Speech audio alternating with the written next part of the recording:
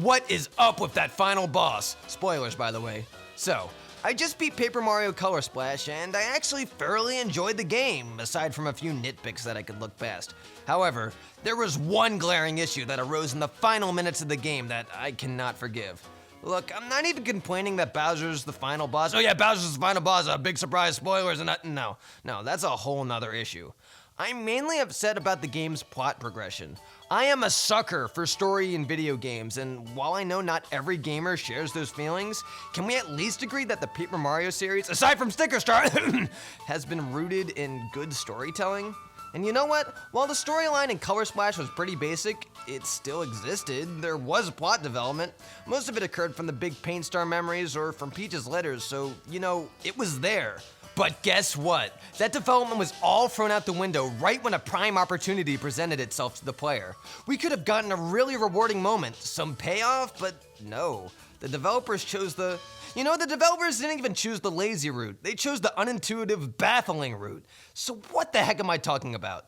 Let me break it down for you. The game heavily foreshadows that Bowser is being mind-controlled.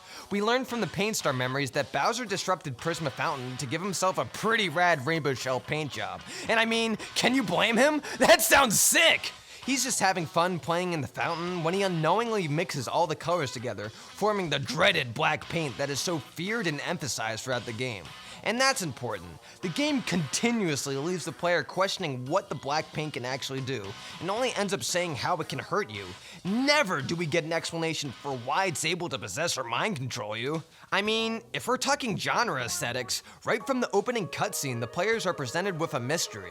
Color Splash may be an action-adventure, but it's rooted with mystery. Throughout the game, this black paint keeps getting mentioned and emphasized, to the point where you're expecting it has some deeper meaning or purpose. Nah! But seriously, look at this. Bowser's reaction shows how his body is being taken over. His eyes glaze over and glow. If you need more proof, let's examine what happens when you complete the first phase of the final boss. His eyes widen. He looks around confused about what's going on. Huh? Mario? What are you doing in my castle, chump? Is Princess Peach with you? And then Bowser gets wrecked. The black paint is all like, screw you, man, and then decides to say, ignore the words I just said. Suffer the true power of black paint. Case and point. He's mind controlled. It's clear there's more to the black paint than what we're being told. But you know what? No one cares! I was honestly expecting a third phase of the final battle, where Mario and Huey learned that Bowser intended no harm, and it was the black paint executing all the commands to drain the island of color. There could have been like a cool tag team with Bowser or something, where we beat the bejesus out of that black gook. But no, we don't fight the paint. Fine, I can live with that, I guess, but what's up with Bowser's exit? What? What's going on? Mario, what are you doing here? Do we have a kart race scheduled for today? What did you do to my brain, chumps? Why do I feel like I got hit by a bus? And then poof, he's gone. And Huey's all like, we did it, Mario! We beat Bowser! What? Are they dumb? You're not gonna acknowledge that Bowser has no idea what's going on? Bowser did nothing wrong. Why are they painting him like a villain?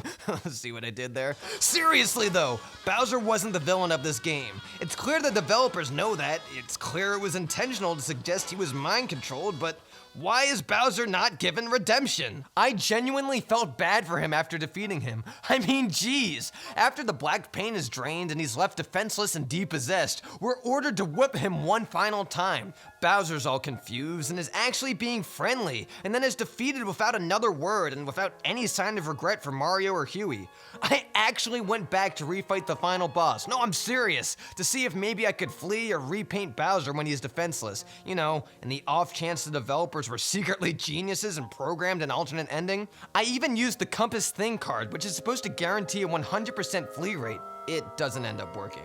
I just figured all the other bosses were won by solving a puzzle with one of the thing cards. Maybe that's what I have to do here, too.